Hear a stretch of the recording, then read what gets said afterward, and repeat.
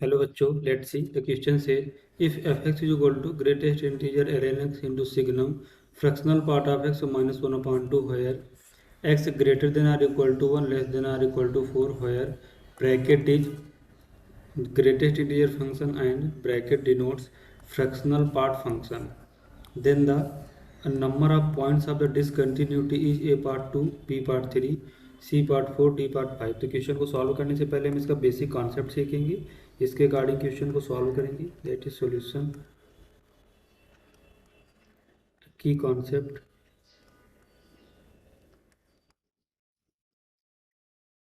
देखो, अगर हमारे पास कोई फंक्शन है कि y is equal to greatest integer x, then it will B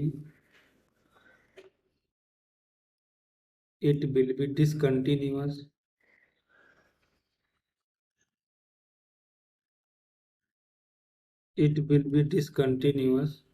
when x belongs to integer। तो इसका मतलब ये कि x की वैल्यू जब इंटीजर होगी तो वहां पर हमारा फंक्शन क्या होगा, डिसकंटिन्यूअस। एंड अगर हमारा कोई फंक्शन है that is the y is equal to signum x, then signum x is equal to 0 if x is equal to 0, 1 if x greater than 0, -1 if x less than 0। अगर x की value greater then 0 है तो signum x हमें क्या देगा, 1। और अगर x less than 0 हो तो सिग्नम x हमें क्या देगा, -1। And y is equal to ln x, इसका ग्राफ होगा y is equal to ln x का, वैसा बनेगा। यहाँ पर क्या आएगा, 1, 0। और जब x is equal to e put करेंगे तो वहाँ पर हमें ln x की वैल्यू क्या मिलेगी, x इज इक्वल टू ई पे ln x की हमें वैल्यू क्या यहाँ से मिलेगी, 1। तो इस बेसिक कॉन्सेप्ट का यूज करेंगे, इसके अकॉर्डिंग क्वेश्चन को सॉल्व करेंगे। इसको देखते हैं नेक्स्ट स्लाइड में। देखो, हमारा फंक्शन क्या गिवन है, that is f x is equal to ln x greatest integer into signum fractional part of x -1/2। तो हम इस फंक्शन को ब्रेक करेंगे। तो पहले हम ln x के बारे में देखेंगे। तो देखो, अगर यहाँ पर हमारा x greater than or equal to 1 और लेस देन ई है, तो यहाँ से अगर ln इसमें ऑपरेट करें तो ln x greater than or equal to 0 और लेस देन ln ई की वैल्यू कितनी होगी, 1। जब x की value greater than or equal to 1 और लेस देन ई है तो वहाँ पर ln x हमारा क्या आ रहा है, less than or equal to 0 to 1। इसकी वैल्यू 0 से 1 के बीच में आ रही है, तो ग्रेटेस्ट इंटीजर ln x इस इंटरवल में क्या देगा हमें, 0। एंड अगर हमारा यहाँ पर x greater than or equal to e और less than or equal to 4 है, इसको ln से ऑपरेट करेंगे, यहाँ से क्या बनेगा, ln x greater than or equal to ln e की वैल्यू क्या आएगी, 1 और less than or equal to ln 4। देखो, अगर हमारा ln x 2 को अप्रोच कर रहा है यानी 2 की इक्वल हो रहा है तो x यहाँ से हमें क्या मिलेगा, ई स्क्वायर। और ई की वैल्यू क्या होती है, 2.71, तो यहाँ से क्या मिलेगा, 2.71 का होल स्क्वायर। तो इसका मतलब जो यहाँ पर x है वो ग्रेटर देन 4 आएगा। तो ln x की वैल्यू 2 को होने के लिए हमें x को 4 से ग्रेटर होना पड़ेगा। तो नेक्स्ट स्लाइड में देखते हैं।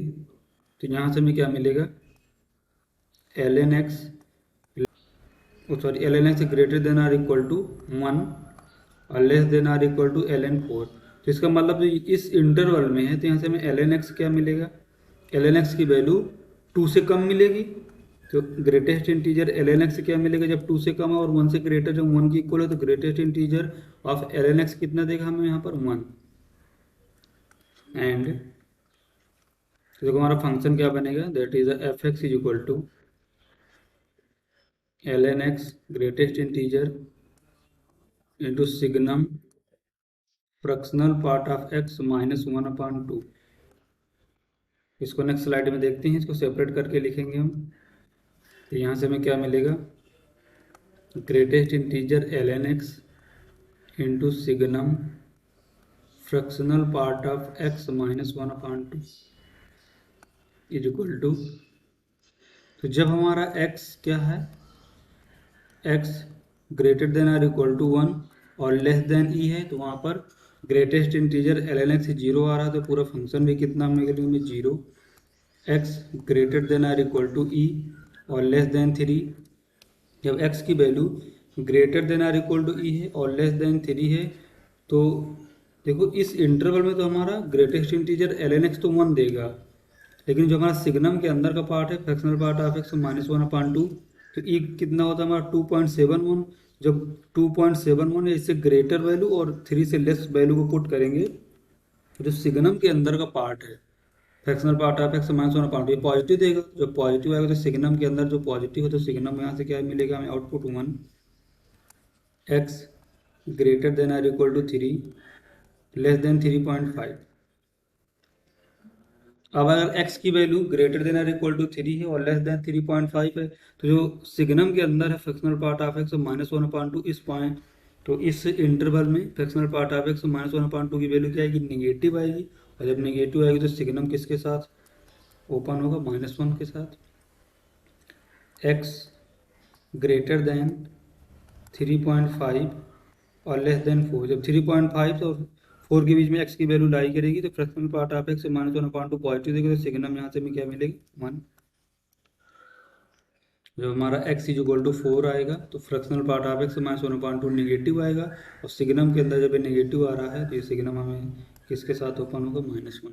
तो ये हमारा ओवरऑल फंक्शन बना। तो पॉइंट ऑफ डिसकंटिन्यूटी कौन कौन से बनेंगे, पॉइंट्स ऑफ डिसकंटिन्यूटी,